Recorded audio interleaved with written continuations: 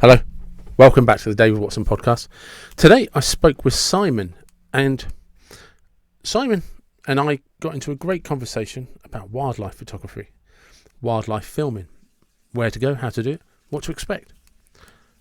And then we wandered off track a little bit and got into a discussion about all sorts and everything. I hope you enjoy it. Hello, welcome to the David Watson podcast. Normally I say, how are you? But I know how you are because we've been talking for nearly half an hour. Yes, we broke the ice already. It's fine. All things camper vans. And Yes. something. What exactly is it that you do then now? So I'm head of media for a company called Ridge Monkey. Yep. Who basically produce outdoor living stuff, from storage to clothing to power to all sorts of lovely things. I mean, they kind of came from the fishing world, and they help people survive on the bank for 5 days. But this year we're actually going to be opening up new markets to go into the van life, to camping and all that sort of thing. And I basically do all the films. I run a media team. And I do have sideline jobs as well. I work as a designer for various different clients like DAZN, boxing, and all those kind of people. I know DAZN, yeah. So that's my little sideline trick. And then on the other side as well, I've got my YouTube channel, and then my wildlife stuff, which is my passion. But my job is still my passion because I love it, and I love the people I work with. And I'm of that age now where I have to make good decisions, educated, mature decisions to be happy. So that's what I've done. No, that makes sense. That's so. Where did it evolve from? So if we're looking at you at 14, 15, is that where kind of these passions were getting picked up, and then because you know how it is, sometimes people fall into a job without knowing they've got any passion about it, and then it evolves from there. Other people kind of have a passion that are aware of as when they're growing up, and they end up falling into jobs where they get to use that passion. Yeah, I think by 14 and 15, I was always into art and design. Yeah, always illustrating. I was a creative, basically. I was terrible at maths. I could just scrape by with English, and but mainly I was a creative person. Music. I was a musician. Had a band for like 10 years, and just did anything that kind of was beautiful. So I think sort of 15, 16, I made that probably unconscious decision to go into a creative role, which then kind of led me to go to college in Barrington and do graphic design, which then led me into my first design job. My biggest thing at the moment, well, not at the moment, my biggest thing is that I hate just doing one thing. So when I was growing up, I wanted to know about print. I wanted to know about repro. I wanted to know about anything that was to do with the creative, product line, basically. So day one of Photoshop and all the sort of Adobe products. I then went into coding, learned how to code, build websites, and structure, and all that sort of stuff as well. And then I started getting into the film side of it. And I think from when I was about 18, I still have a portfolio of my business is going to be called this, and I want to do this, like students, dreams and desires. And then I think 10 years later, I'd started my own agency. So it was kind of it was a bit of a weaving, as I say. I had music. I was a professional dancer. I sold my art. How? Okay. No, we're going down this road now. Screw any other conversation. Well, what's a professional dance? I like in what capacity? Because back in the day, people used to get paid to dance in nightclubs if they were good enough.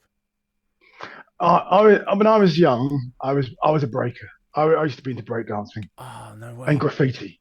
I was Mm. a big graffiti artist, and I was into that breaking scene. And I always grew up with dance. My auntie taught me to dance, and my family danced.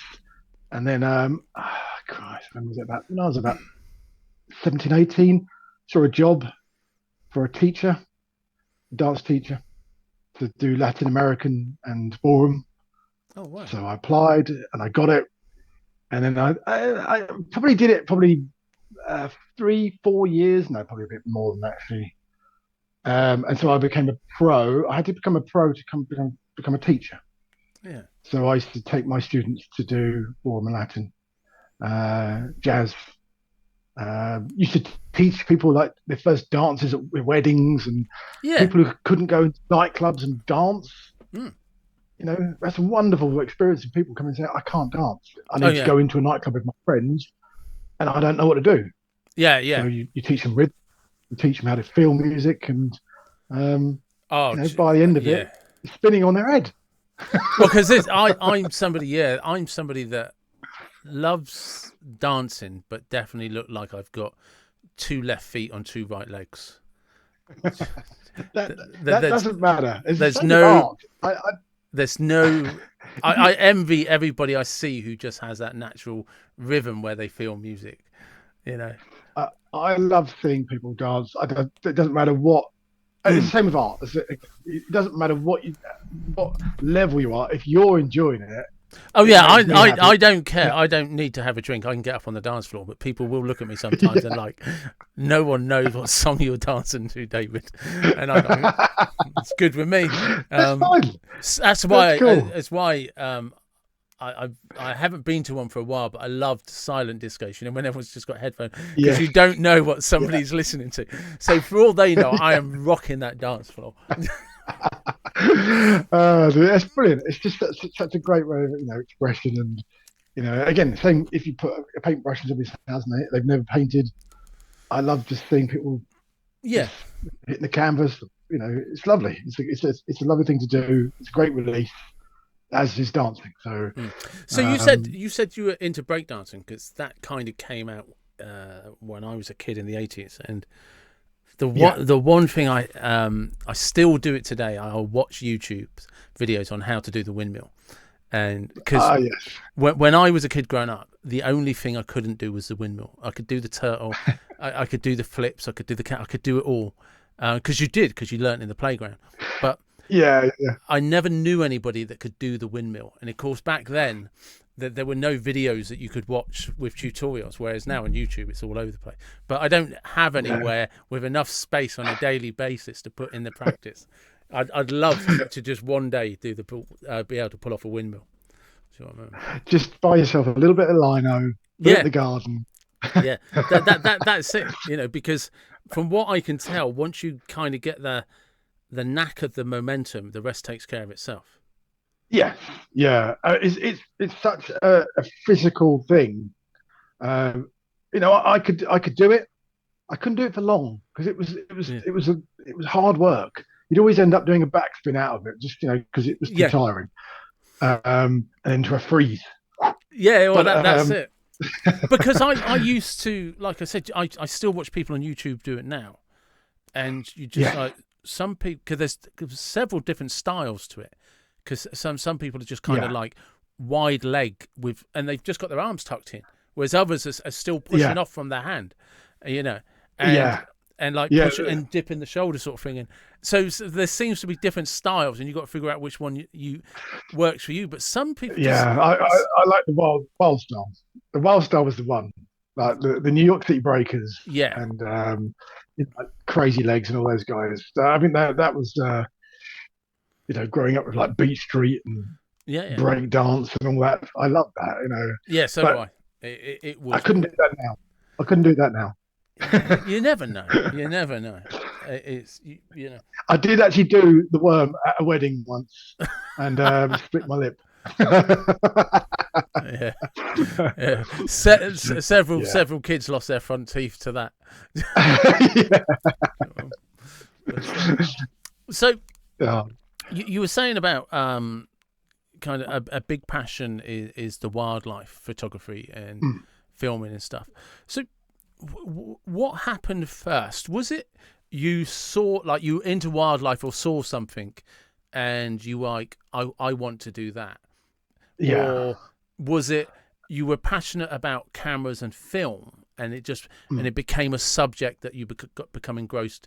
Because you know what I mean? Because sometimes, like, Yeah. it's the technology that people love, and then they start seeing it through the frame down the lens, Yes. and they get captured, Yeah. Yeah. Yeah. just completely capsulated by it. Or other times it's people Yeah. love the wildlife, so they learn the technology to film it or take the picture. Yeah. Yeah. Yeah. For me, it probably came from fishing. Oh So when yeah, I was 12, my dad used to take me fishing. But one of my good friends who lived 6 doors down next to the chip shop, his dad was a wildlife artist, and he used to do the Collins guides. oh yeah. Um, I know that. all the birds, all those tiny little Yeah, bird I've illustrations. had a few. Yeah, I've had a few of those Yeah, Collins guys. Yeah, and they're amazing. Reader's Digest, all that sort of stuff. So he used to do all that illustration work, and we used to, when I used to sort of go over to my friend Tobes, we used to go to his house and sleep in his dad's studio. There'd be like things hanging from like dead, birds, and study that he could, get yeah, all the different feathers. Anyway, he actually taught me how to stalk, as in yeah, fishing stalking, using a fly. And so we used to like walk around the wilderness searching for brown trout. And he was a just a guy who was just so in touch with his nature and his surrounds, knew the plants, knew the birds, knew the animals. And so I learned a lot from him. And I think he became a bit of a mentor to me. That so sort of when I was about sort of 16, 17, 18, I started looking at birds, as in feathered birds. yeah, Um, and it wasn't just they're pretty. I want to know what their names are, what they look like as young birds. Sort of doing a bit of my own sort of study as ornithology, um, and then from there, really, I became not a spotter. I was never a twitcher. no, I was never kind of one of the spotter nerds, but I love nature and I love being by myself. mm. You know, as much as I have a beautiful wife and 4 lovely children, it's not. I love that space and time when you just have nothing around you, um, and the world allows you to do that. The technology side of it, that sort of came after. Really, I've always used a camera, taking photographs, um, and only in the last 10 years have I actually used it as a film camera, with the progression of sort of mirrorless cameras and all that sort of thing. But yeah, my love of wildlife was definitely first, and probably born from, going out fishing and being outside basically Yeah, because when I wasn't breakdancing. yeah, it's interesting because Carlton, who did the introduction for us, because he's got into his wildlife photography, and he was Yes. talking to me about, and he didn't know that I liked wildlife. He didn't know, and I was telling him, well, oh wait, you live near here, so you want to walk this place, and he was just like, Yes. hang on, how long have I known you? And the hours, because him and I have a podcast together, and he never knew that I'd go on Yeah. walks just to see wildlife and how to spot it and where to go, what times to go out. Oh, Yeah, and he was just like, hang on a second. oh my word. Yeah, and he's just like, I didn't know any of that. And it's just like, never asked, It's just, Yeah, yeah, yeah. you know. It's one of those things, though, isn't it? Like I had a conversation with one of my friends on the bank saying, when you go to a party, I always try and find somebody who I'm going to connect with that I think is either a fisherman, somebody who's Yeah. into creative, what I mean? And like you use those little Yeah. spy techniques to find out these little things that you do. Yeah, And, yeah, definitely. yeah, but then it's nice to be surprised every now and then. And say, oh, really? You do that as well? That's great. Yeah, because obviously Carlton, because I'd never talked to him about it, but then I never take pictures. I never film it. I Yeah, just yeah, like, no, yeah, I just like to go to, I love walking in the woods.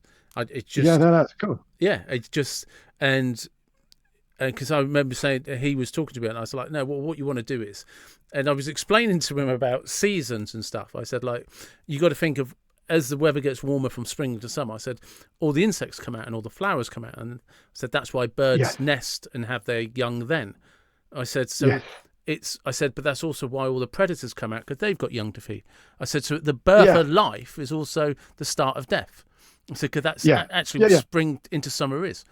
I said, because everything has to eat. I said, so everything is most active out of necessity. I said, whereas once you move into the autumn and the winter, some things will hibernate, some things will slow down, some things will migrate. And I said, what you need to... You should definitely drop Elton John's Circle of Life here, shouldn't you? Yeah. And I said to him, I said, what you want to do, I said, is literally get a patch. It's like walk at the same route 2 or 3 times a week, maybe at different times. Yeah. I said, because yeah. once you get familiar with things, you start to notice what changes. I said, and you might start to notice certain animals doing the same things. You know, and I said, and you'll realize you start to notice their territories, and that bird never crosses there, and this bird never does that, or you'll start to see deer at certain times, or what's in the distance, and you know, so it kind of sort of set him off on like a less sort of scattergun approach to try. That's a technique that is, I mean, it's obviously it's used by photographers in the fact, you know, that they have to learn behavior. Yeah. You know, and you know, traits that, and it's second guessing what the next step is going to be to make sure you're in frame, you've got the picture, you know. But you know, I think for me, I mean, certainly maybe not this year, last year, I kind of made it a thing of mine to not just look through the lens. Yeah. You know, I spend a lot of time behind this camera, be it for my work or be it with, you know, in my YouTube world. But you know what? You kind of really miss what's going on a lot of the time. You know, and there's a great scene in a film called Mitty, where you know he's got the chance to shoot a snow leopard, and he doesn't because he wants to watch this snow leopard, and it's real vision. Is that with Ben Stiller? Yes, yeah, it was good. Yeah. But I like that whole ethos of actually maybe, you know, occasionally, you know, don't shoot it. Let's just watch it. Well, because that's I think I always had ambitions in that sense that maybe I'll take a camera with me one day, and then I realised before I ever picked up a camera to try and do it, so I did start going down the smartphone route because you can get these little attachable lenses, and if you're quiet enough and you know the area well enough, you can creep up on a lot of animals, you know. Yeah. And that technology is amazing, isn't it? Like, but you can attach it to scopes. Well, that's it. And like a lot of people won't realise this, but if deer can't really smell you, you can sit in front of the tree, and a deer will carry on walking towards you because it can't tell the difference between you and the trunk. It's when you try to. Yeah. I said, I was telling Kyle, if you actually lean up against the trunk as if you're hugging it, I said the deer won't be able to differentiate between you and the tree. It can't. It's not how their eyesight works. What you can't do is move because they're incredibly sensitive to movement. Yeah, 100%. I said to him, I said you could, in theory. I said, sit in front of a tree, leaning up against the trunk, and deer will come remarkably close until they smell you. But I said, what you can't do is, I said, you so much as scratch your nose, and that deer will see from half a mile away. They are so sensitive to movement. But it's the same with birds. The birds, certainly, you know, raptors. Yeah. You know, raptors, their eyesight is just ridiculous. And where you think, actually, I don't think he saw me, he definitely did see you. If you've seen it, it will have seen you a long time ago. Yeah. That's people don't understand that. It's just like you say, is when it comes to certain birds, like you say, raptors, I don't think it saw me. That saw you in the car park driving here. He's actually looking at your dog to make a nice meal. Yeah, and because what you really, like you say, when it comes to that kind of stalking thing, what I was saying to Carlton is because what you'll do is, I said, you'll start to notice certain birds, like certainly birds of prey and stuff, they seem to come Yeah. from the same areas or fly off in the same directions.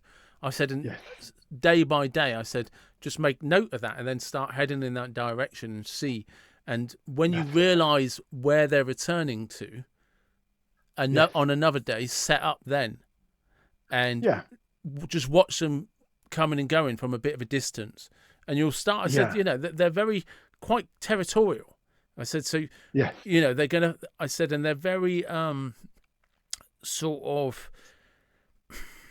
I'm not saying like it's not black and white repetitive, but they don't have a scattergun approach. They have like a set route that they're going to do to search for food. I said, and that's because they've sat there and done that and said that was safe. I can do it again. And there are ways to interject that with baiting. Yeah. So at the bottom of my garden, I goes onto a brook, and last year I heard the kingfisher fly down, and I'd never seen it before. I heard it last year. I thought, it's not even a meter wide. Maybe it's a meter wide, and I just thought it's too small. You wouldn't get anything like kingfishers down there. It's covered, and I heard it. Went down the garden, opened the gate, and then a blue flash went straight past my eyes and under a bridge, and so what I did was, it's a safe travel route to get up to the other end of the village. All I did was put a stick. Yeah, I told Carlton to do the same. Yeah, and it worked. I got it on trail cams and got it on everything. Yeah, I said and it fished as well. Well, this is what I said to Carlton. I said, if there's a stretch of river that I said, there's a kingfisher. I said, find a stretch. I said, it only has to be about 20 meters. It doesn't matter, where there's nothing for it to land on, and just put some form of stick in. I said, you can hold it. It won't matter if the kingfisher sees it. I said, and you can even be a bit cheeky and chuck in something to get the fish up. I said, because once that kingfisher knows it can hunt there, it won't care. That'll become a regular spot. Yeah, so you can interject, and you can put peanut butter on trees if you want certain animals or birds to be around. I didn't know that. I have not tried that one. Yeah, peanut butter's good because it's good flavour, good smell, and it sticks. Yeah, of course. So you can, if you put it on the other side of branches, and you want the bird to land there, and you can get your camera ready and blah blah blah. Anything. I get the badgers out, to 10 meters in front of me with peanuts, just like simple, like dotting a few peanuts out. Woodpeckers love peanuts as well. Yes, yeah. Yes, I mean, so there are ways to sort of like, not so much trick them, as long as it's not, as long as you're not sort of interfering with anything around, anything natural like nesting or, you'll soon find out. I did the film, one of my recent films about a red kite's nesting, and I got a call from the estate to say they are here in the wood. Would you like to come down and film? Which was lovely. And I turned up, and public paths all around this beautiful wood, and there it is, 2 meters by meter deep, and couldn't see anything in it. And I was close. I was pretty close. Because they're Schedule 1 birds, you can't be that close to a nest. So I think, right, okay, I need to jump back another 2 walkways, and hopefully they won't have seen me. So there I go, back to there, find a nice space in the bracken, sit down, got a cover, and at that point, because I've stepped back, my angle of my camera, I could see a head of a chick, which was about so big. So they must have been about 2 weeks off of fledging. Oh wow! So they were big.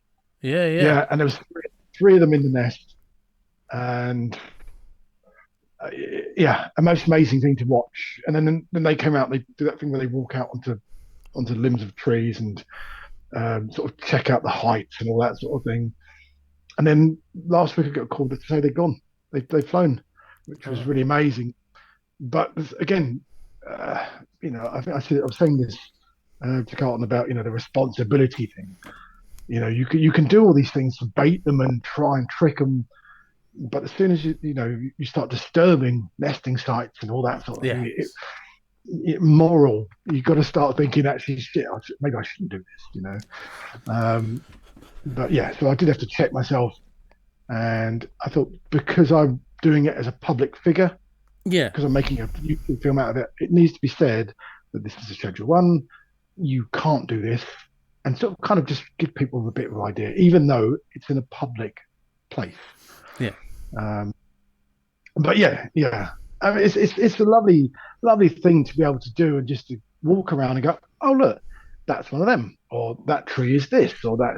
I just think it's such a lovely thing to be able to have that knowledge, Mm. and just be able to basically be able to share it, really. So I mean, I always like the idea that the one I love is, I like all of it, but the one I like is, I suppose, because I don't do photography or film, I'm kind of fall into the category of just the randomness of it. So I'll happily yeah, walk a path around a wood and see just whatever comes up, and I know yeah, rough, I know when to be quiet, what to listen for, yeah, and the one I love is the deer stalking. Is when you see a deer, is especially if it's coming towards you, yeah, is trying to anticipate where you might be able to cross paths with it. yes, yeah, Foxes are yeah, harder yeah, because they're harder to notice, whereas deer yes, you can see, especially in the woods, because when they're in the woods they tend to be a little bit more relaxed, whereas in the when you see them out in fields, they always tend to, especially if they're in groups, there's always one got his head up looking, and it's just scanning. yes, yeah, um yeah, yeah, and yeah, yeah. Like you say, like when they've got a horizon that they can see, yeah, it's a very secure place for them to be. Because as soon as something appears, the warning goes up. They start trotting off the opposite way. yeah, In the woods, you've got trees, you've got cover, haven't you? And mm, they feel safe, but at the same time, uh, it gives us the opportunity to, again, using stealth and using common sense to hug a tree, or yeah, yeah. whatever we're going to do. But it is You because know, you can sort of chill out, and like I said, my favourite one tends to be just to hopefully sit in front of like a big beach or something and yeah, wait for them to come past, because they'll yes, notice you quickly enough. Do you know what I mean? They'll notice, well before you're going to get anywhere near them, in a sense. Um, yeah, but you can often, what I've noticed over the years is it takes a while for them to sense you, and then they start barking at you.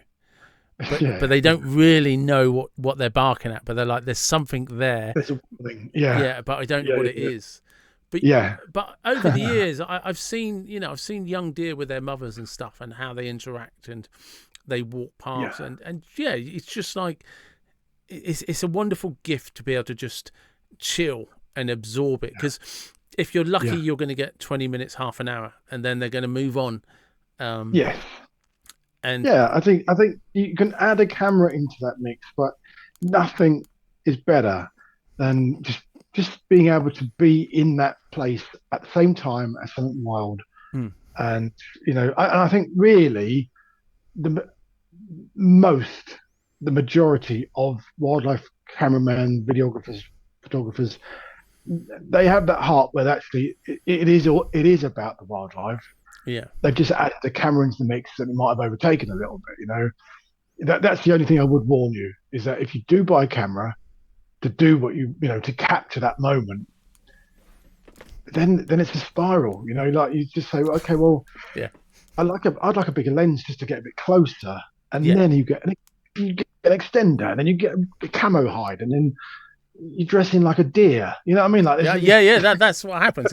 It's a dark rabbit hole you go down. it is. It But there is a photography element where you can literally just take a shot using a 35 mm lens, or a 1-to-1 scale of that moment, so that people can say, it's not all about getting the deer's pupil or, Yeah. the hair coming out of the nostrils or whatever it is.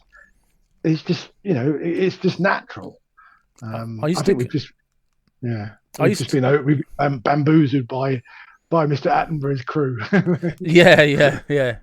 Is I used to go to this place a few years ago with a client. I work in care work. We used to take this client to this place every year called Holton Lee down in Wimborne, Yeah, and it's actually like on a big private area, like it's like 1,000 acres or something, and there's a nice. mixture of marshland.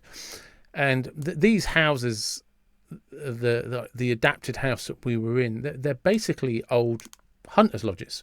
Two Yeah, bedrooms yeah, upstairs, two rooms and a kitchen downstairs. Do you know what I mean? And when you yeah, look at them, you're like, oh yeah, proper red brick Victorian hunters' lodge. And yeah, and they basically out the back they had a bit of lawn, not much, but a bit of lawn, and then it was yeah. all bracken and woods and forest. And Yes, there's a load of deer in this place, in this area.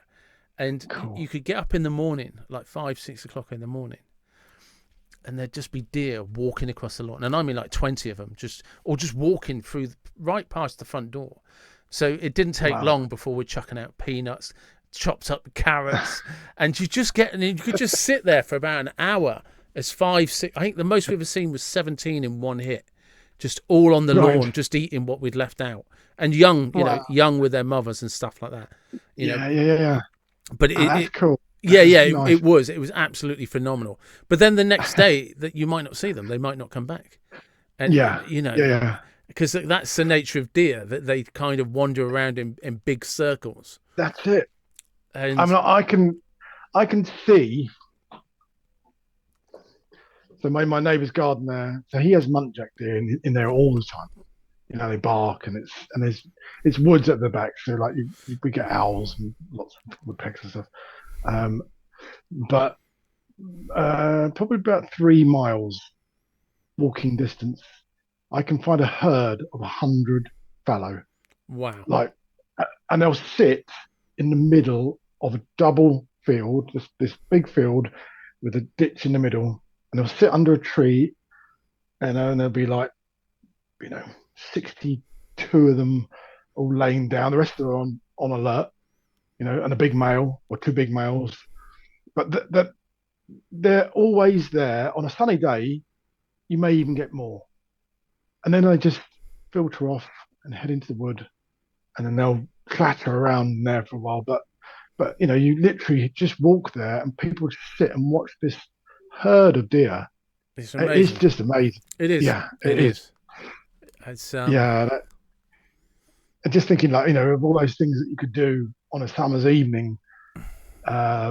You could watch The Boys, episode number 4, which is good. You could, you know, play games, I suppose, or whatever. But to go out there and just watch that and see that nature and just be at one with it, it's just awesome. It's so cool. Oh, definitely. I remember as a kid growing up. I don't know why. I always had obsessions with kestrels. Probably just because there were Yeah, so many in the area where I lived, yeah, and everywhere you went, so I used to live in a place called Tidworth because my dad was in the army. So we're yeah, right in the middle of Salisbury Plain, and yes, do you know what I mean? And there was all these like young tree plantations, and you could walk in any direction for miles and not see anyone. And cool. I used to draw kestrel after kestrel after kestrel, and then sparrowhawks and peregrine falcons and stuff. And but I still to this day, if I see sparrowhawks and kestrels hunting, I'll even Yes, pull over and stop the car yeah, yeah, yeah, yeah. because The other week, I before we got knocked out of the Euros, uh, which one was it? It was one of the games. So there's a barn which is a mile out of the village, and they have a big screen and they get people there and they've got a license for beer. Lovely. So I parked the car up, walked down the path, which then does a left turn to the barn. As I got to this corner, there's a ball of fluff on the floor. I kind of had to double take it. I didn't realize what it was at first. I just thought it was just a ball of fluff, and it was a baby. It was a young kestrel. wow, And so I walked to the bar, got the beer, so priorities. Got myself a beer. Said to the barman who owned the actual whole place, said, "Is that a kestrel?" He said, "There's four of them. They're in the farmyard just up on the left. Just come over tomorrow and you can film them." So I did just that. Literally pulled up in the farm, and there they were. There was one was dead. There were three chicks, tiny little chicks, on the floor, walking around, running. And I set up the camera. They came close to me. They walked. It was just amazing. Didn't see the parent. I didn't know that the kestrel chicks left their nest early. Yeah. Well, I mean, so they still had their fluff. So they're quite, quite young. Yeah. But I don't know where the parents were, whether they were out hunting or because normally you'd find at least one of them quite close, but one's hunting or one, Yeah. But one had gone, and I don't know if it looked like it may have got either. It wasn't a fox because a fox it wouldn't be there basically, but it was dead on the floor. And the other three, sort of one was just sort of sitting in his own. The other two were sitting clumped together. As soon as I turned up, they kind of shied off a little bit, and then came out and posed to me. And oh wow! But yeah, it was awesome. It was so amazing. I've had some really good, recently, just some random places watching football. Yeah. Because I know they say with crows, and you see it along hedge roads and stuff. Baby crows are always in the hedgerow, and they say just leave them alone because their parents kick them out really early and feed them in the hedgerow. And I don't know how true it is. I read somewhere that the reason crows do that is because of the way they nest and everything like that. They're really vulnerable to predators, and so are their chicks. Whereas if they're chicks, they kick the chicks out and the chicks stay in the hedgerow, it's very easy for them to hide. And the mum and dad know where they are. So they'll just keep feeding them, which makes a lot of sense, because they tend to nest in groups. So they become very vulnerable to prey and stuff. That's cool.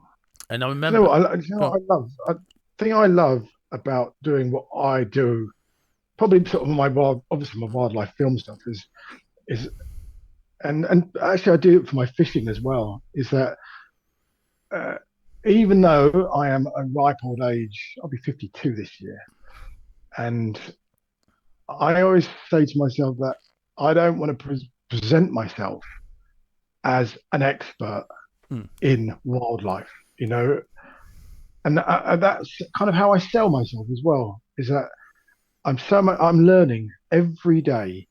You see a different species, I'll read about that species. I'll find out what it does, where it lives. And, to this day, even though I can, I'm pretty good with a camera now. I'm pretty good editor, sound, I do my voiceovers and all that stuff. So kind of that's fine. But there's a whole massive wild world out there, which I that's my journey. I love it. It's just like learning new things, like crows in hedges, all that sort of thing. It will come in here and stick in my memory bank somewhere. Because I always I'm the same. I don't know when I realised, but it's quite early on, that you haven't got a clue. No matter how many books you read, no matter how many places, you haven't got a clue. And when we were talking before I started recording earlier, we were talking about that I used to live in London and stuff. I remember going to Hyde Park. I met my dad there because he was a bit of an amateur photographer in his day, and we got out on one of the little paddle boat things and we're paddling around. And there's these heron. There's a few heron there. Yeah, and I'd never been so close to a heron in my entire life, and I mean within 20 feet.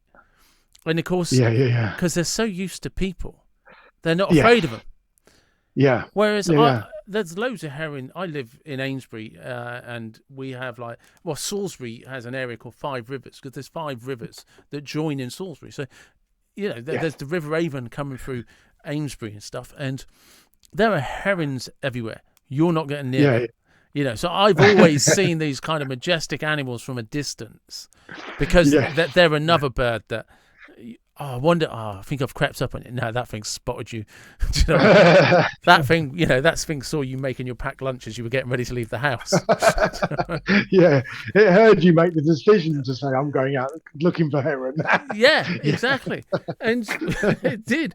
But went to Hyde Park in London, and they're so used to people that as long as you're Yeah. not stupid enough to actually try and, they'll let you Yeah. glide past from 20 feet away. Yeah. And It's mad, isn't it? yeah, because I think they're just used to it. there's a thing with wildlife photographers, maybe for a seasoned wildlife photographer, that seeing those kind of places, Richmond Park, where you can see deer close, and Yeah. you know you don't want to be shooting your photos, you want to be doing it in the wild. But I think with anybody, I mean, certainly for like amateur photographers and people who are actually getting into it and actually want to learn, there's no better place to see what, and especially if you live in a city. Yeah. You know what I mean? Like if you're going to go somewhere easy to see stuff. You know what I mean? Like you can always then sort of, develop that skill if you want to suddenly, I want to stalk red deer. Head over to Suffolk, and then it's blooming hard work. Yeah. But the thing is, I think that having the ability to see wildlife in its natural environment, and even so, like places like Richmond, which are massive, aren't they? It's a big space.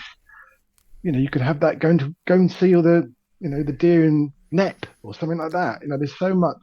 Yeah, I mean, available. I've seen the deer in Richmond Park, and I was really lucky because I used to have a photo on an old phone because I was just lying down as they were going across this brook, and they started swimming and stuff, like washing themselves in this brook. And it just happened. I was already there with a client actually because I was working, and we'd stop okay, we'll have a picnic here, and 5 minutes later they turn up. So you know what I mean? It's nothing that I did, and then because we were kind of already there, it was very easy for me to just walk 20 feet, lie down on the edge of the reeds as they just go through. And and I don't have the photo anymore, but yeah, it was a really, like, oh wow, this is amazing. And you got people that sort of were talking, saying, oh yeah, I live here and I've been coming here every day for 20 years. I've never seen them do this. And you're just like, oh right, yeah. I've never been here before. I've just stopped to have a picnic. And there's that thing. It's a lucky thing. Yeah, exactly. But I think, like I said, when you go to parks and stuff like the heron that I saw at Hyde Park, and there were some really kind of like almost tame squirrels. If you just put something on a fence post, they'd come up. But some of the little birds were doing that. Some of the wrens would do that in the hedges and stuff.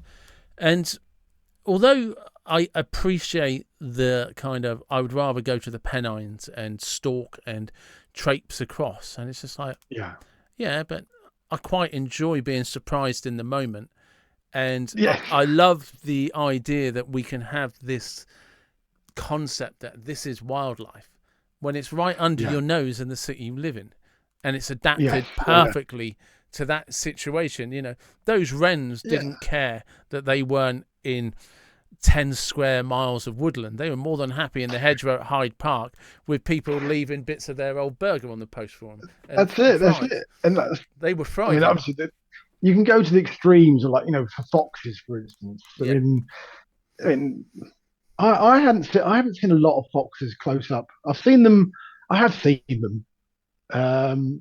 But I've never really sort of thought I want to see more foxes and photograph foxes. And you see them wandering, they cross over your car, they do all that stuff, which is lovely. But I actually did a paid hide in June.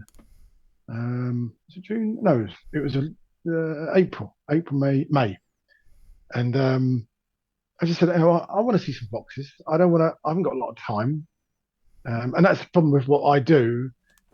Because I'm making a film, I don't have the time to spend doing 6 months of research on a subject. I have to, it's like when I go fishing. I only go fishing when I've got the time and I want to catch fish. Yeah. In my films, I want to try and capture the moment of that bird, and whatever way I can do it, whether it be peanut butter, you know, or whatever way you can capture that moment as quickly as possible. Um, yeah, I mean, it's time and patience, but yeah, I got this to this place, and it was like, well, these are wild foxes. We just put some chicken out, Yeah. and you have to sit in that box, which is a dirty old box with a hole in it, and you give me a fiver, and that goes towards chicken. That's it. Yeah. So it's kind of fairly wild. And then all of a sudden, there's 6, 7 boxes come across. It was just awesome, you know. But I But I think, know that there's I think that's the perfect way for people to see wildlife, to yeah, understand that. yeah, Look, you think this might be cute, it might be fluffy, it might be whatever, but yeah, everything, people don't understand. Like, because you can say to somebody about a sparrow or a robin, and they'll be, oh yeah, and it's yeah, like, no, in its world, it's an apex predator because it gets every single insect yes, out there. There isn't an insect that's safe if there's yeah, a sparrow or robin around when it comes to, nesting time. Do you know what I mean? They all have to yeah, hunt yeah, and yeah, take some form of life. So if you can yes, find yeah, somewhere where you can introduce people to foxes, because ultimately I need to chuck out some raw chicken for them, yeah, and you'll see these foxes turn yeah, up. yeah, You get yeah, to see and experience something that you otherwise wouldn't yeah, have. And with that, there's exactly. that understanding they need to eat. That Yes, it's not yeah, about rubbing them behind the ears and making it all yeah. cute and stuff like that. Because it's not Disney. That they, No, but if you want to see them actually somewhere where it's real life, yeah, feeding yeah, feeding stations are perfect. Because yes, one, that you're always going to like enable them to be as healthy as possible because they're always going to have a yeah, good food source. You yes. also help prevent them from becoming a pest somewhere else. And That's right. That's it. and Yeah, if you regularly can do that and introduce them to the general public, let people, people film, take photographs. I think that's yeah, amazing. I think that's a yeah, wonderful, yeah. wonderful thing to somebody do because you can introduce something real up close without ever interfering. Yes, yeah. That's it. That's it. You get to do that experience. It's not a TV documentary. It's actually you see a physical thing that you might see it at night crossing the road, or Yeah, hear it in the bins in the suburbs, or but actually when you're just sitting there watching it and you start appreciating how absolutely stunning these things are, you know, and the reason why they're that color, the ones I filmed were, a burnt orange, a beautiful big fluffy coat, it's because they're eating and they're eating raw chicken that those guys are supplying, and you know, and it's it's just one of those things. It's an option to do it, and I think there's nothing wrong with it. I'm all It's only, for it. but you know, I yeah, I'm all for it yeah, because at the end of the day, what people to the fox is just hunting. The yeah, the fox yeah, isn't thinking, "God, that Simon's got a nice mate. He chucks me chicken every day." You know, they're smart enough to know that on their route at a certain time every day, there's going to be food left out for them. yeah, yeah, exactly. That Yeah, that that's one less bin they're in. That's one less hen house they're bothering.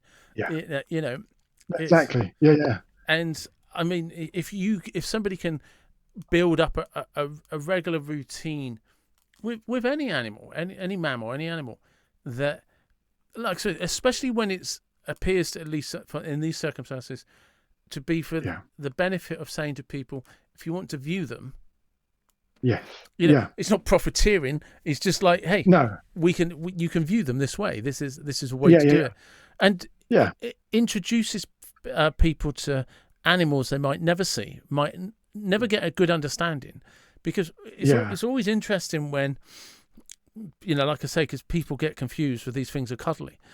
Yeah, yeah. wait until one of their cubs steps out of line, and wait and see how mum and dad react. It's brutal. That's it. Is absolutely, they get annihilated if they step out of line because that's how I was, hard life is for them. I was having a conversation today with my guys, one of my sales guys, recollecting this story. So part of what we do at in Ridge Monkey, we do a lot of traveling. We fish lakes all around Europe, and we fished a place called Sumbo, which is, I think it's Hungary. Uh, Beautiful lake, wild, big fish, huge fish, amazing like surroundings. Uh, First, second night, wolves howling all around us, big packs of wolves. Wolf in the swim next to me, like you can flash the lights, it picks up the eyes, amazing. But the biggest problem there wasn't the wolves, it wasn't the bears, it was the boar.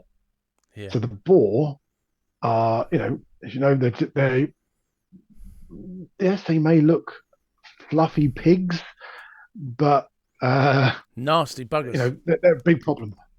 And I remember the second to last night, my team have got a good sense of humour. They're all boys, all lads.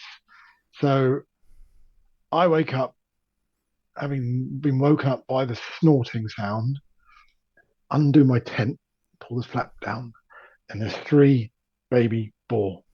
When I say baby boar, they're like a metre high still. So I can, what do I do? So they basically put feed all around my bivvy. So that anyway, so I slowly undo the door and I step out and one brush past my legs and one, they're behaving, but they're focused on eating. But then I look over the back of the tent, which is this high, and I see the back of mum. And they're the problem. yeah, that's potentially dangerous. And then I froze. The mum runs. The kids smash through all my tent and run. And I just, at the time, it's like one of those things you just think, wow, that's amazing. But it could have been a lot worse. I've got friends that have worked on pig farms, and they'll tell you how dangerous it is if the mum thinks you're going to get between her and the piglets. They'll go for it. They'll try and kill you. It's kind of horrible. It is. But it is. It's people. The one that always springs to mind, I think it's the coot. How vicious they are with their own young. I can't. It's a long time since I've done any research on the coot, but if I remember correctly, they'll have like 5 or 6 will hatch, something like that, and they'll kill all but one. Yeah. And people think they're cute. No, there's nothing cute. No, that's right. And we had that on the lake. I remember the lake owner saying that they definitely gave birth to that. I think there was 4 on the nest, and one survived. And there's no predators there, so it's the parents who killed them. Yeah, it become pike bait. But that's it. People don't, because you get the moorhen, who's a stunning warbird, and she will often have sort of 6 or 7, and the pike are always picking them off. Yes, yeah. It is a thing to watch. Or catch. My God. Because people think it's cute, and it's just like, no, nature does not care. Are you on Instagram? I am on Instagram. Do you ever? No. Do you ever follow that Nature is Metal and stuff like that? No. What is this? What's that? This is basically people sending videos of what animals will do to each other. Oh right, okay. And I watch it. I'm on it all the time because it just reminds me my life is very comfortable. Yeah. Because there's this one where this bear, because people people go on about grizzly bears and stuff like that. It's like, no, grizzly bears are not like normal apex predators in that they will choke you. Yeah. Grizzly bears just eat their prey alive. And there's this one where this bear has managed to get hold of a deer. It's just sitting on top of her she probably lives in, the people probably live in Alaska or something. Because it's in their back garden or Canada or something. It's in their back garden. This bear has managed to pin down this deer and it's just sitting on it. The deer is screaming and the bear just starts eating it alive. Oh my God. And it's just like, and there's all of these things like where like snakes catching birds catching snakes. Do you know what I mean? Yeah. Just all Mother Nature. Yeah. Seagulls swallowing rabbits and stuff. And Yeah, and I watch it all the time because it just reminds me that no, you live in a first world country and you've no idea what difficulty is.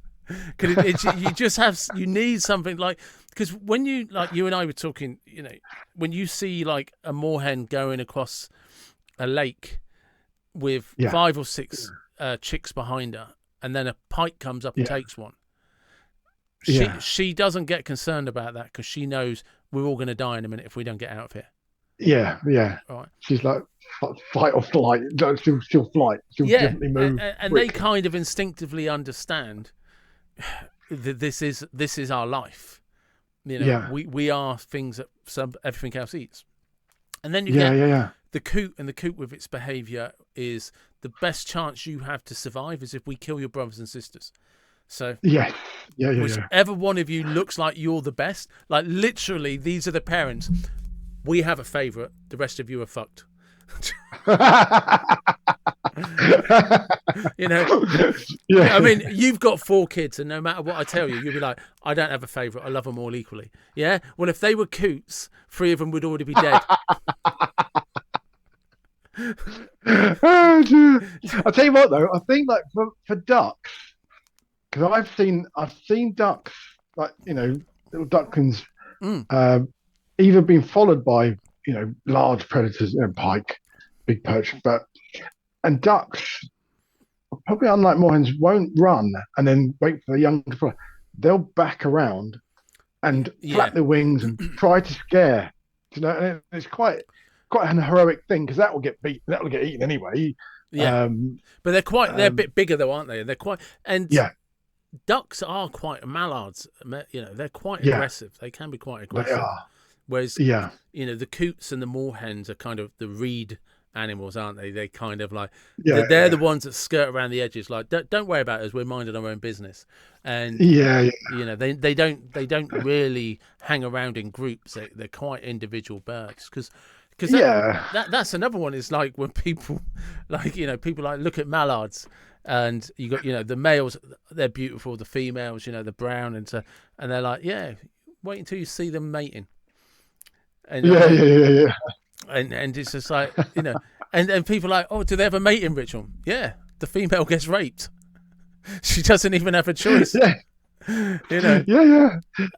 is unkind. It doesn't care. Because I don't know. I've never seen it happen, so I don't know if it ever has happened. But I've heard, you hear people saying that sometimes the female ends up drowning because too many males get on top. I've never seen it. I've seen it. Yeah, I mean, obviously by a lake. Yeah, I'm there fishing. You see these things all the time, really. And they don't just jump on it. They'll bite her around the back of the neck, and hold her down. Yeah. And it's like you say, there's 4 of them going for it. It's a duck gangbang, It's crazy. It is, and this is what people like go on about the majestic mallard. No. Because like you say, they're reading the wrong magazines. No, like you say, they'll grab her by the back of the neck and pin her down. And if there's too many of them, they all join in trying to basically mate with her, and she drowns. Tell you what, though, really funny. Not changing the subject, but whilst we were fishing yesterday, so there's lots of moorhens, lots of coots. They've got a fence going around this lake to stop otters coming up, and then they've got a field and then a thicket, so like a nice bit of bushland. I saw, without my binoculars, which I'm kicking myself, I saw a lemon white bird, small, long tail, and I thought that is a cockatiel. Could be. It was so like apparent, like this white bird, size of a starling, maybe a little bit smaller, thinner, long tail. But as it opened its wing and flew out, it had little lemon bits here. Very weird. It was very strange. It's not like seeing a parakeet because they're obviously they're everywhere. Yeah, they're all over southwest London, aren't they? So I still remember the first time I was at Kew Gardens and a flock of parakeets came over. You're just like, okay, I wasn't expecting that. Yeah, even though I'd been told they were about. I thought when somebody said they're about, is there's 1 or 2 in the trees if you're lucky. No, a flock of like 50 flew over my head, and I was just, and it's quite stunning. but you're just like, I think it's yeah, yeah, I do. And from what I can gather, from what people I've seen, they don't seem to have interfered with any other wildlife. It hasn't been, because normally when something gets a stronghold, it yes, becomes at the expense of a native sort of animal yes, or a native bird. yeah, But yeah, yeah, from what I understand, that hasn't happened with parakeets. I don't know why. yeah. No, I don't know. I'm not sure about that, but I love seeing them. Yeah, I do. Um, you know, if I go to my family who live in sort of Richmond, that you'll see them everywhere, and I just love seeing them because I know that a lot of people say they're too noisy, and they can not do damage, but when they get together in their flocks, they can crap everywhere, as all birds will do Yeah, anyway. yeah, of course. My car's always covered in Yeah, pigeon poo and you know. yeah. That's But it. yeah, I, I I, love the whole thing of this, bird life, wildlife, is that everything is different and everything is, human behavior. You can find that we're similar in some ways. Obviously, there are lots of idiosyncrasies of people, but with wildlife, it's batshit crazy. it Like there's is. so much It is. stuff. Because like I said, that nature is metal is when I learnt that horses will eat birds if they find them on the ground. That's crazy. Deer will do the same. So when birds fall out of their nests, they'll come along and eat them. That's And mad. there's That's crazy. there's videos of like horses and deer eating chicks that have fallen out of nests and stuff. And it's like, because you just That's mad. don't imagine it, because we have this No. kind of idea of who or what we think they are, and it's like, Yeah, no, yeah, yeah, yeah. no, we don't know them at all. Because to them, anything that is food is food. Yeah. And I guess that majority of us learn about wildlife possibly through, watching documentaries, watching BBC, all those wonderful things, reading books, but actually going out and seeing it yourself and Yeah, going, oh my God, did you see that? Why did he do that? And I love that whole thing. I love that surprise. Because yeah, I it's one of do. those things, I've read it, Well, but there's another thing that you think I've learned it. yeah, because you can, like you say, you can read a lot of books, you can talk to a lot of people, and you can watch a lot of stuff, and then Yeah, like you have a brook at the bottom of your garden, and you can be sitting at the bottom of that brook and see something that nobody's ever talked about, and you just kind yeah, of like, yeah, well, why has it done that? And you're just like, well, yeah, because it somewhere learnt to do it, and yeah. I, There's, I've got a funny. I did my first commercial shoot this year, wildlife commercial shoot. Um, so uh, I've been working with people like Global Bird Fair and sort of trying to establish a bit of a name and trying to get my wildlife stuff viewed, and got a call from a director saying we would like you to do or be part of the team to film uh, endemic species in Taiwan. And obviously, I said no, no. I yeah, said, fantastic, awesome. So it was a paid gig. I had 10 species on the list, and I had 2.5 weeks to do it, um, which is not enough time, by the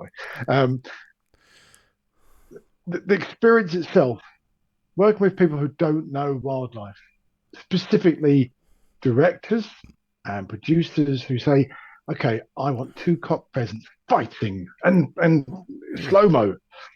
And I kind of went back and said, "You do know this is wildlife, not CGI. It is yeah, real." yeah. And to get that, BBC One pay 100 grand and do that over 6 months. Yeah. It's like, But also and it came out with the BBC for the right reasons. That some of the stuff they did was in artificial environments, in like yes, tanks, yeah, and not for any reason other than like, look, our job yeah, is to show you what they'll do, what wildlife does, yes, but we can't actually be in a location for the next 2 years yeah, trying yeah, to yeah. see if we can get two lizards to fight. Yeah, yeah, yeah. It's not how it I, works.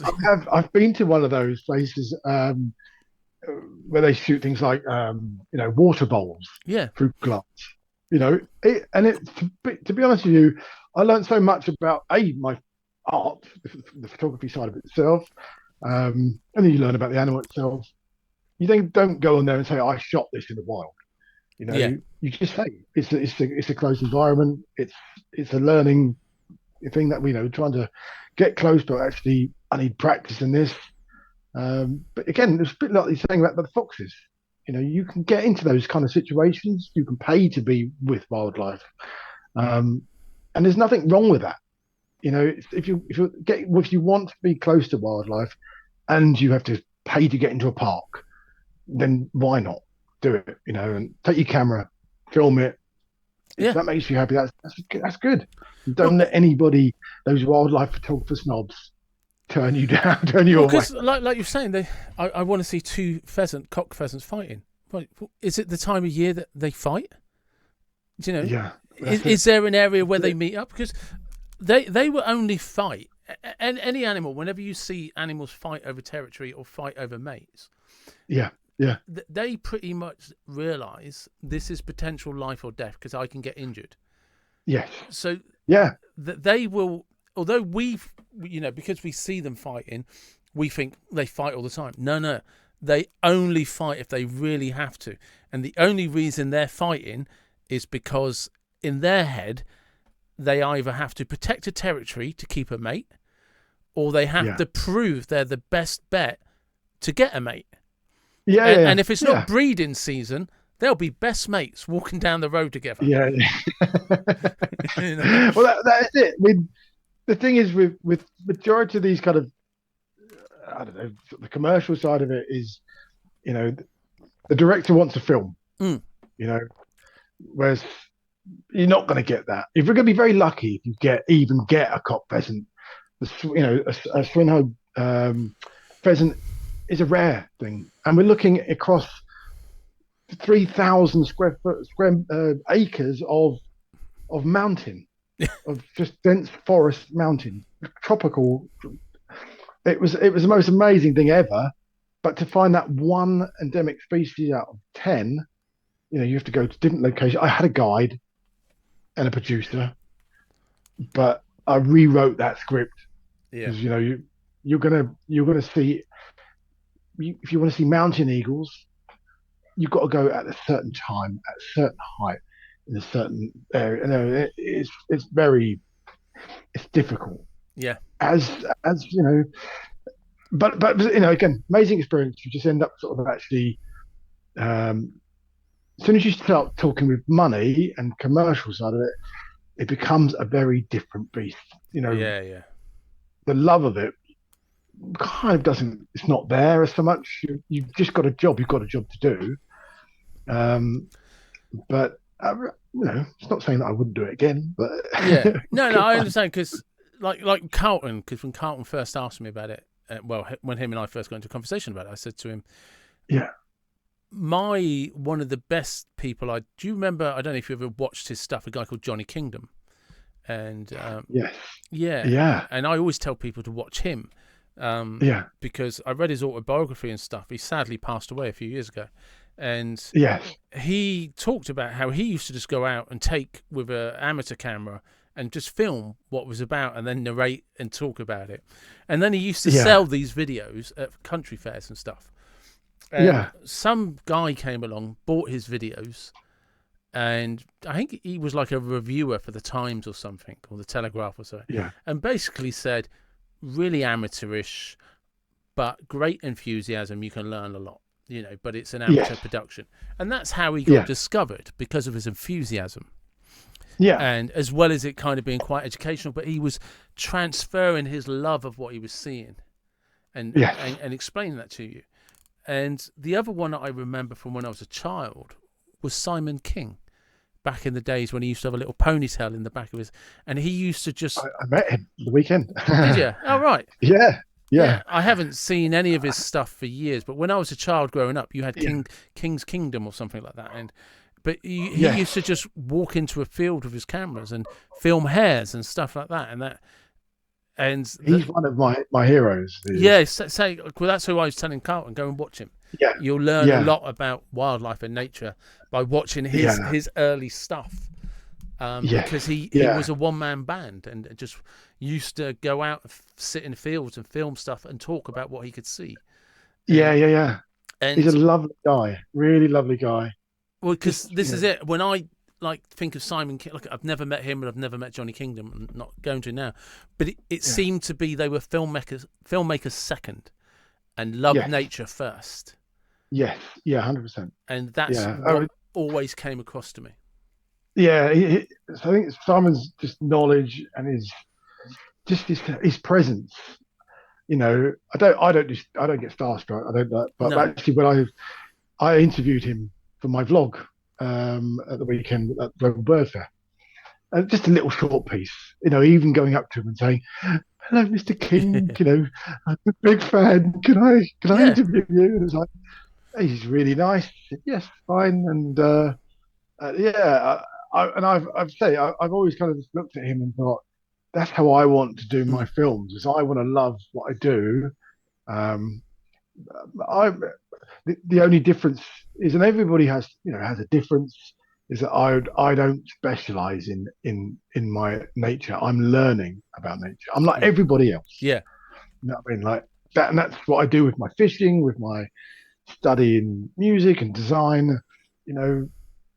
I don't have a competitive bone in my body, because you're never going to be the best, because the world is so full of extremely talented people, and why compete? Why don't you just share it and be, let everybody get in on the party, Yeah, no, I agree, because like you say, even if you can be the best at something, it's going to be for a moment.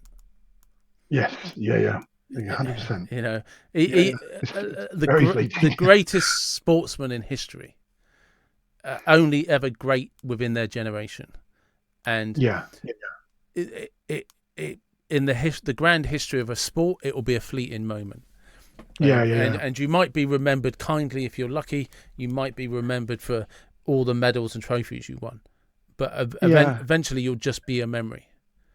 I suppose the only person that I could think of who might be, mortal in that way is probably David Attenborough. With what he's done, obviously for the BBC as a broadcasting, but what he's brought to wildlife and brought to the public, I can't see anybody, Chris Packham, Simon King, as in Michaela Strachan, all these people doing it now are kind of very fluffy. Whereas I think David, and then sort of, I Chris think, and Simon. because I suppose, again, because you think about David Attenborough, I think his first ones were black and white.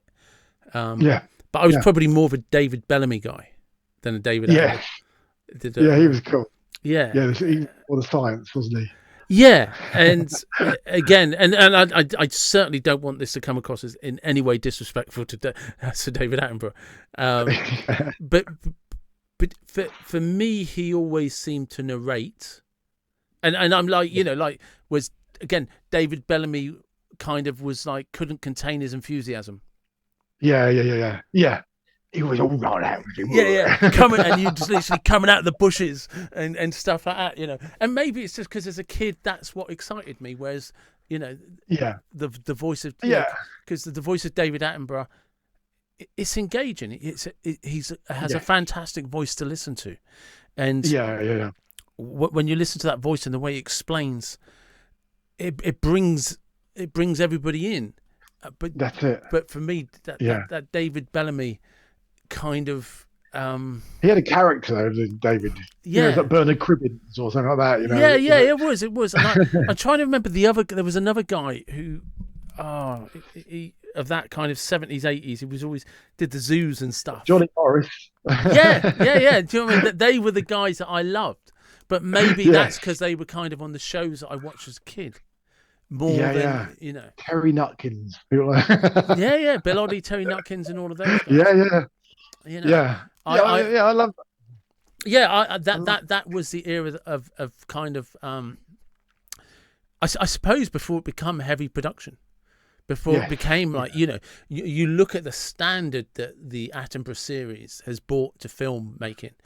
It's yeah. just, yeah. It's incredible. Yeah, and But I do love that somebody has pushed the envelope to the point where you actually just, as a filmmaker, as a as an amateur, you want to get the best, and the only way you're going to do that. I mean, when I'm designing the films for a fishing company, I've still got the aspirations from watching something on Netflix to a film that I would love to use that kind of scene and that kind of camera angle and that kind of shot and that lens.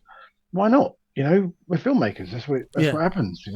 yeah, because the Um, Attenborough series became and is a global phenomenon. yes, yeah, But there's a part of yeah, me that, whilst on every level that surpasses everything and is the best that is out there. yeah. Do you mind if I watch Johnny Kingdom?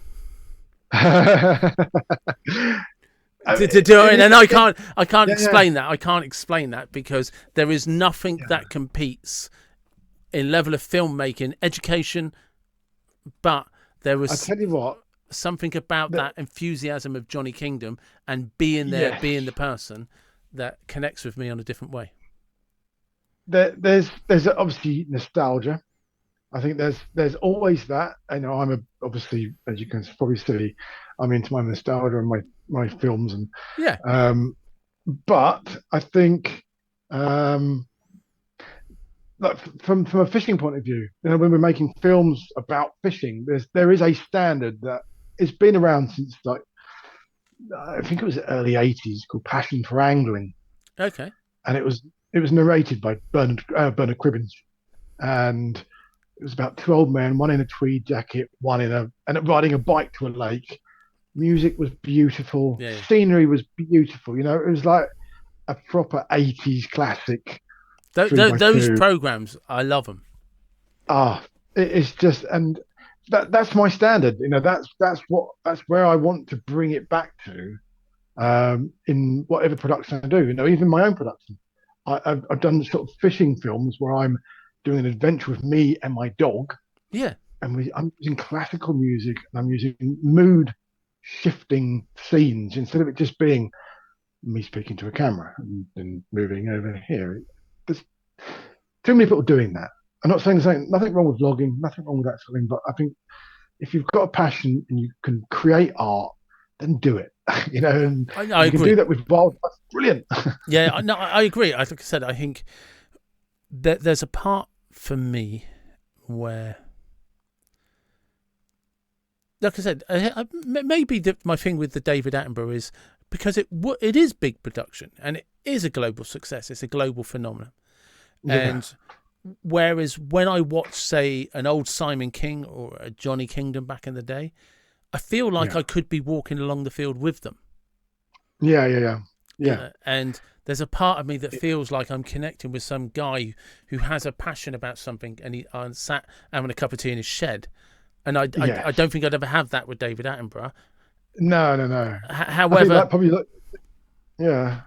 I think, and back in the day, he may have started with that because he was very much, like you say, the black and white stuff was very much, he was talking to you yeah, with an animal, and there were like those magical parts when he's laying in the grass with the silverback coming towards him and he's yeah, talking with you. But now it's become a lot more big visual, yeah. slow mo.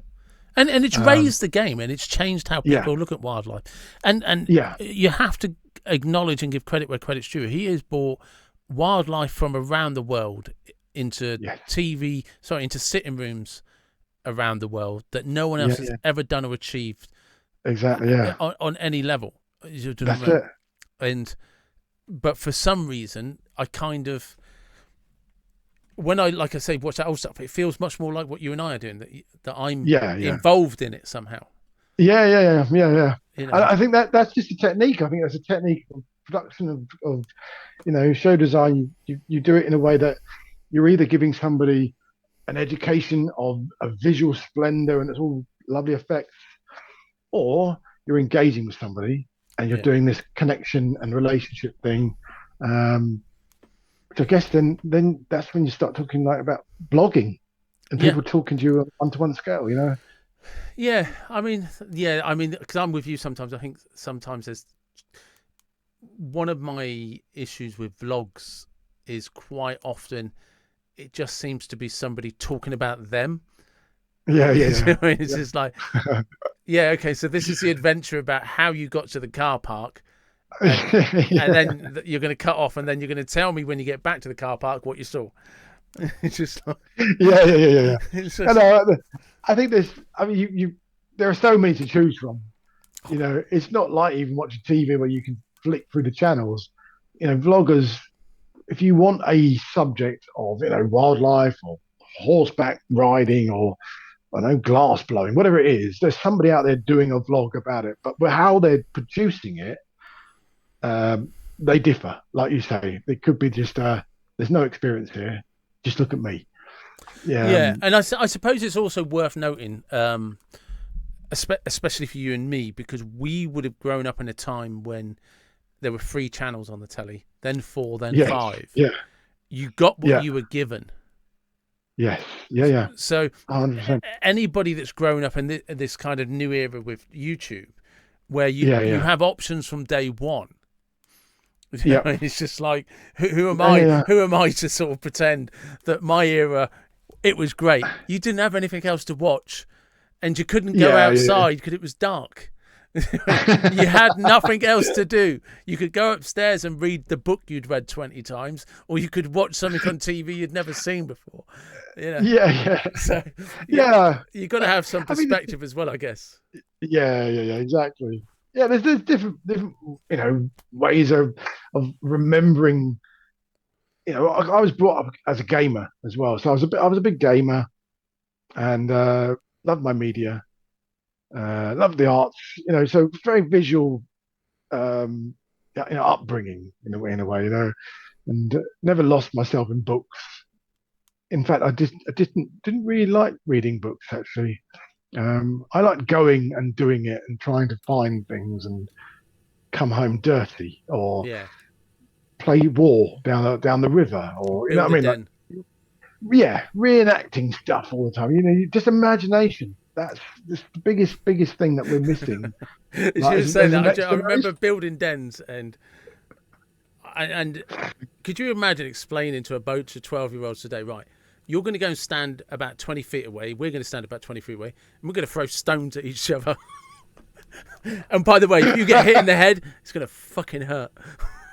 But don't tell your mum it was Yeah, me, yeah, even if you exactly. do need Don't 3 take me to court. stitches. Oh God, no, No, so I no. mean, it's good that things have moved on. Yeah, yeah. I'm all about change. I know there's a lot of things people don't like change. I embrace change, and I think like obviously having kids and probably being in media and being in we were employed to make people look good.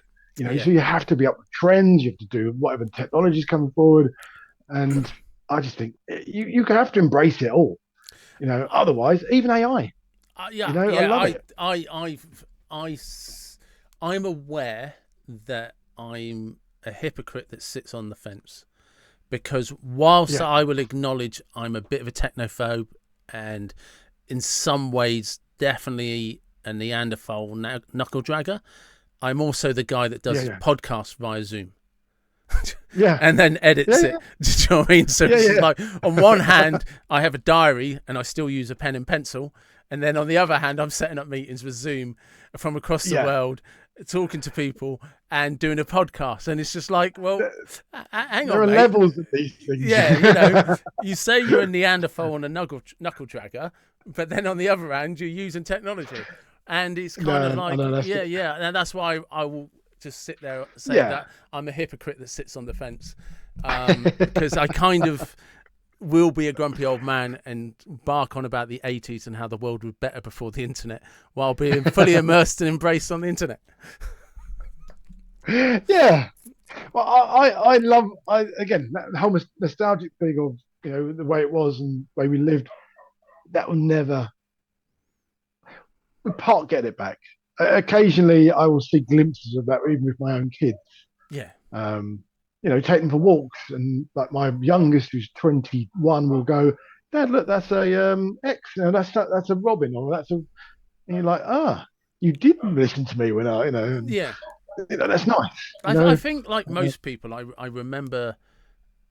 I'm fond of the 80s just because that whenever you grow up in an era, that's always going to Yeah, have really amazing memories for you. yeah. I've often said on the podcast that I just, as a general rule of thumb, I think everything before the internet wasn't easier. Our lives were Yeah. simpler. Yeah. Oh, yeah. And Definitely. and I think there was that we can only appreciate in hindsight that children today will never appreciate. There was a value to being bored because it Yes. created curiosity. So we Yeah. would immerse ourselves in long-term projects, just stupid things like, I'm going to the library this weekend and I need 5 books about this. Yeah. But I'm going to build a go-kart. yeah, but that's exactly it. You would figure out how to build a go-kart and Yeah. talk Yeah. to your dad, to your uncle or whatever, because you needed to raid parts and get somebody to do Yeah. things with you. And Yeah. building tree houses, dens were. But I try to be mindful that I'm not just looking at it through a lens of fond memories of nostalgia. Yeah. But I do when I probably because I coach and I do some work around mental health and stuff. I look at people today with zero ability to concentrate and are absorbed in their phones. Yes. But the contrast to that is I'm only comparing it probably with a forgetful glance at what boredom could also do. Do you know what I mean? Yeah. But it did force us Yeah. to go. Would you and I be as passionate about wildlife if we never got bored when we were kids and went out looking for it? It's a difficult one, isn't it? I mean, yeah. I think like you say, I think the But if we didn't have where internet we are got a today, lot you of- and I couldn't talk about it either. No, exactly. Yeah. I mean, it's great for a lot of things, and it's bad for a lot of things. Yeah, and I think. Sorry, I'm just going to add to. I think the other thing I try to be mindful of, and I could probably be better at that, is understanding we're the generation of transition. Yeah. So Yeah. we're always going to have a conflicted view of it because everybody on the other side don't know a different life, so have no reflection of something different. Yeah. Whereas we were literally children, teenagers, and then the internet came and we were adults. Yes. So Yeah. we were right on. We are the transition generation. Yeah. And I think, but then at the same time, there are many of us who actually didn't. They had a choice to say, I don't want MySpace. I don't want Facebook. I don't want. And I know. I still know people who are like that now. And I've got total. It doesn't bother me at all. You just if you don't want to be social, then don't. It's good. But for me, I think probably going back to what we were saying before about trying to learn everything I could do to build my career. As soon as that internet started kicking in, Netscape Navigator 1 and all that sort of stuff. And that's when I started learning code and actually started, building websites.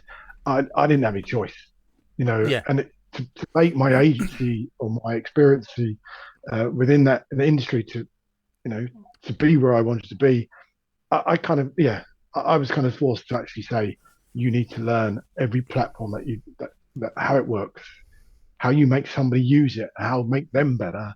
Yeah, I mean, so it's kind of like, because I have total respect. Because I couldn't do this if I Yeah. didn't embrace this technology. And Yeah. trust me, I knew nothing. Carlton will vouch for the fact I didn't have a clue what I was doing. Yeah.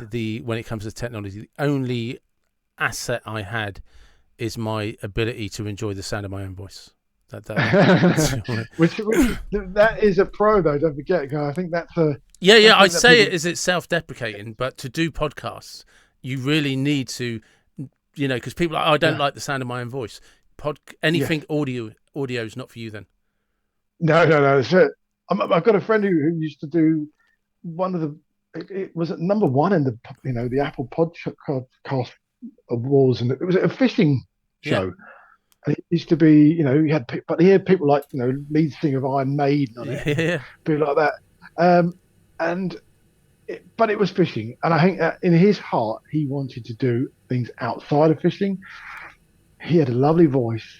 He had a very good way of, like, as what we're doing. You have a conversation that splits off, and then it yeah. will take you on journeys. Um, the fishing world just weren't ready for it. They wanted answers to what bait are you going to use to catch that fish. Whereas it was much more human, just people to be able to sort of divulge more by Yeah. following a natural journey. And that's a skill, that's an art. That's You won't find that in AI. no. That's why I've never gone down the niche route. That's why I never did. Yeah. Because if you were passionate about fishing and started fishing Yeah. with some good guests and some good conversations and good interactions and stuff, you could be in the top 10 of fishing podcasts by the end of within 18 months because it's it's a niche. Yeah. There's I don't know how many downloads and what I've had and stuff because I'm on so many different platforms and I don't look I don't even try to look at the analytics, but I talk to everybody and anybody. Next on Friday I'm talking to a bishop who is responsible for all the old churches in England. Oh, that's cool. Yeah, That's cool. and So you get a super diverse conversation, like narrative going all the way through. That's awesome. yeah. This is what I'm saying. I rarely ever have the same guests. Do you know what I mean? I speak to a lot of authors who write different books, but I they'll say, "Have you read the book?" No, I don't read your book because if I read it, I won't be interested in who you are, and so I want. It's a very different way of interviewing, isn't it? Yeah, and it is like you are interviewing it. It's not like a natural conversation like this. So, well, because that's what I won't do. I won't interview people. I want to have a conversation with you. Like you and I have. I know where you started out. I know how you got into it. I know what you love. I know how it's evolved. I know what your beliefs are. But if I'd tried to interview you, I'd have never learned that. No, I mean, and then you end up with a format as well. And I think the formatting is something that lots of people do, and frankly, it gets boring for the listener. The listener. It does, and I think for me, there's obviously always in the back of your head a commercial desire for it to be successful. Of course, of course. Same with my YouTube stuff. I love it, but at the same time, having more views gets me something else, or gets me to another trip or something. Or but that's it. But the idea that what is it? So this will be the 142nd episode, right? So if anybody thinks cool. I did this for money, I've been doing this for 4 years at great expense, to be fair, right? But because I love it and I get to do this and I get to be passionate about it, and that's really cool. And like I said, is at some point, because I've never niched, I've never gone into a niche, so I don't have a die-hard fan club yet. But that's probably why down the line it will do well, because as it evolves and grows, lots of people will like it because it is different. Yes. But it's a harder road to tread. Yeah, I think the thing about what you do though is that you begin to build a brand around the character and not about the topic or the My interest is people. My belief is anybody that has a passion is interesting for at least an hour if you'll listen to them. Yes, exactly. Yeah. So did you change the subject completely? Yeah. Did you skateboard? No. Well, not really. Didn't you surf? Not really. But you didn't skateboard. Not massive. Not a massive skateboarder. Do you know what I mean? I don't like most kids in the 80s. I had a couple of skateboards, but I was never BMX.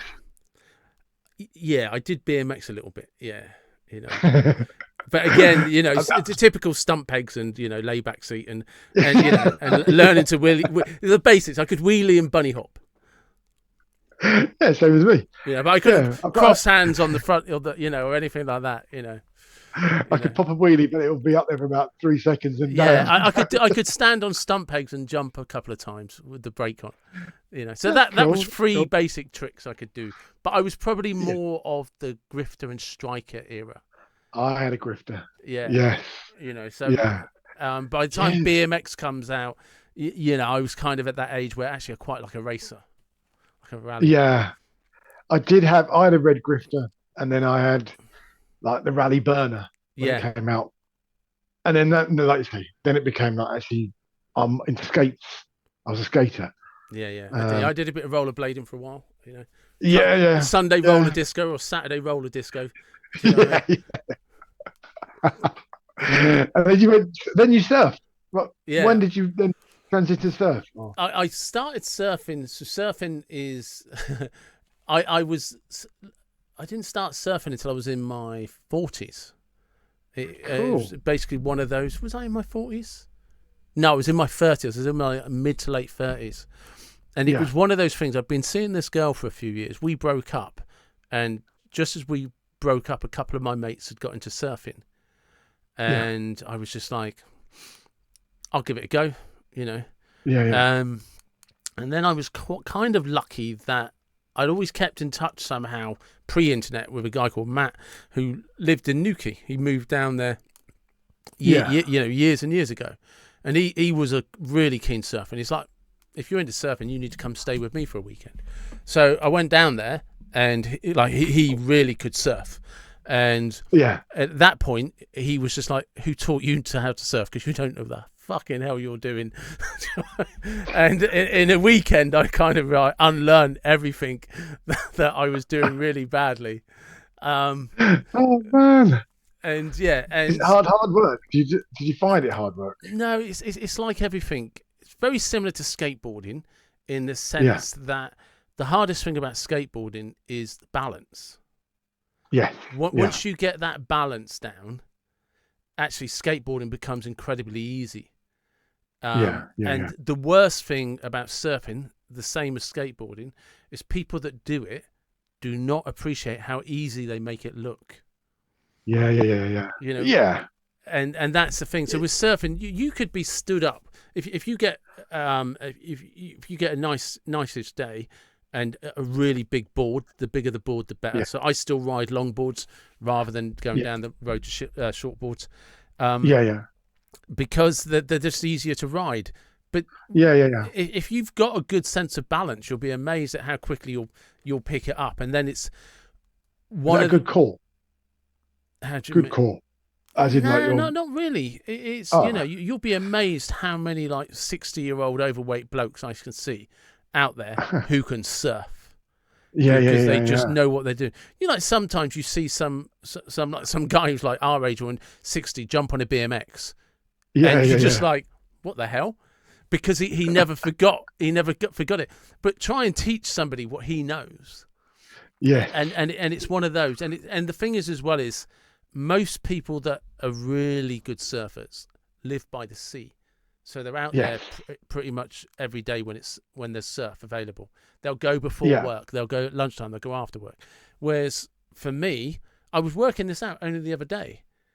I'll be lucky even when I was like going frantically down almost every weekend when there was surf. I'll be lucky if I yeah. managed to get 40 hours in a year, because you're only Okay. going to be in the water for 2 hours, maybe 3, and then you're exhausted. Yeah, Then yeah, you're exhausted. And if you can only do yeah, that once a week, it's yeah, yeah, yeah. 'Cause But I kind of like it because I'm a snowboarder. yeah. See, I've never Uh, snowboarded. I don't like the cold. I, I live for jumping, doing the ramps, Yeah, doing as much stuff that can hurt me as I can do, as my body will allow. yeah. I mean, Uh, I nearly drowned in Portugal. I got held under for quite a while, and like seriously, even my friends on the beach were like, "Oh, I think he's dead." Um, oh, Another time, Portugal's massive though, massive waves. They're like yeah. world record waves, aren't No, they weren't even close to that. It's just I was the only dickhead out because I've just like I thought I'll be able to surf this, and it was only afterwards when I realised there's a reason nobody else was out there. I had my own board hit my head and put 6 stitches and 6 staples in my head. So I'm the same as you. Do you know what I mean? I seem to like things that are put my life in jeopardy. But it is risking. I now kind of I went surfing on Sunday. My friend messaged me on Sunday. He's like, "Are you about? There's some surf." And that's the first time I've surfed since last September. And in this September, I'll be going surfing again. So every year for 2 weeks. Currently, since the last lockdowns, we've been going to France or Spain, northern Spain, every year. Okay. Because pre-lockdowns, it was really easy to get boards on a plane. But it's now they're just like, no, we're not taking them. Or if they will take them, it's a ridiculous amount of money. Because we'd started doing California and stuff. We did California in 2019, but that's the last trip aboard that we did. Wow, that's cool, on a plane. Man.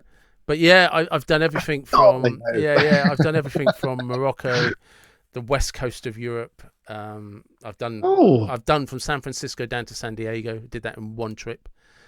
Yes, 2 week trip. No encounters with sharks? No, lots of seals. I've had seals. Like, there's definitely lots of times when you're out there and something hits you and you've no idea what it is because you can't see properly. But you can either be just walking out or paddling out, or just bobbing on your board, and something solid will hit your leg, and you don't know if that's a shark, if that's a seal, whatever. But there isn't really anything here that. There is. well, it got reported over certainly over the last year, but in the last 6 weeks, they're saying about the great whites coming to the UK. But honestly, even in countries like South Africa and Australia, and sometimes off California, so the reason they're called attacks is because they don't eat us. It's literally mistaken identity. Of course. So then they're nowhere. The problem with it is, if you get bitten, that's the problem. But it's literally like, if you get one of those big great whites grab hold of you, you're probably going to die from bleeding out. Right? So that makes the news. What doesn't make the news is 20 million people have surfed that year with no incidents. Of course. And that, but the problem is like, it's media. If you fall off your skateboard, right? Well, 20 million skateboarders going to do that every week, but it's never fatal. Rarely is it ever fatal. Most shark attacks are fatal. Or people lose a limb. It's like there's no margin of error. You go from absolutely fine to dead in 10 seconds. Do you know what I mean? For something that's basically mistaken identity. It's like, you're not what I thought is. No hard feelings, I'll let you go. Well, actually, I'm pretty pissed. I'm trying to work out what that is, what the shark is to surfers. What would that be to a snowboarder? A cliff? No. A skier? There is. Another human. That's what. But it is, isn't it? It's such a random moment. Would it be an avalanche? I don't know, because I know nothing about the subject. If you're feasting it and you're doing a heli drops. Because it's like the danger is always there. The chances of it actually happening and you dying in the avalanche, I'd imagine, is quite small compared to how many people are on the snow. People who do, like, where they go off piste and they fall down ravines and all that sort of thing. That's I think probably more. Well, actually, you know what? Actually, probably the biggest cause of fatality is people hitting trees and at full speed with no control. So it's their own fault. They're their own shark. If you look at surfing, the biggest thing with surfing is getting hit by boards. Other people losing their board, you getting hit by your own board. Do you know what I mean? Yeah. Because you get hit at quite some speed, and the thing is, 9 times out of 10, especially because it's strapped to your leg, it's you. Whenever you get hit, the only thing that's above the water is your head. So it's always your head that gets hit. Jesus. Yeah, I have done it. I have had a go. Like you Yeah. go to Newquay, you go. Yeah. Uh, I'd imagine it's like snowboarding. If you persevere long enough that yeah, you actually, oh, look, I can do this. yeah, The rest is just how many hours have you got to put into getting better. yeah. I've I'm, watched Point Break. I've watched Point yeah, Break a yeah, few yeah. times. I'm good. I'm good enough now that even if I'm a bit rusty, if if the conditions are good, I at least look like I know how to surf. That's good. But That's where I want to be. yeah, I wouldn't describe myself. I'd describe myself as better than beginner, maybe knocking on the Yeah, door of intermediate. that's cool. But Yeah, that'll do for me. I, I don't have the time to go down to beaches chasing waves every weekend. Even if the no, conditions were good, I just don't have that time or no, commitment to it. I did in the early days, yeah, but now I probably, if I'm lucky, I get to surf once a year if I'm lucky. yeah. I mean, it's like the skiing thing. But skiing's just cost and time, Yeah, um, but I love it. I'd always go back and do it that because the that's the blood is same. there. Yeah, it is. It is. I think we should probably wrap this up actually.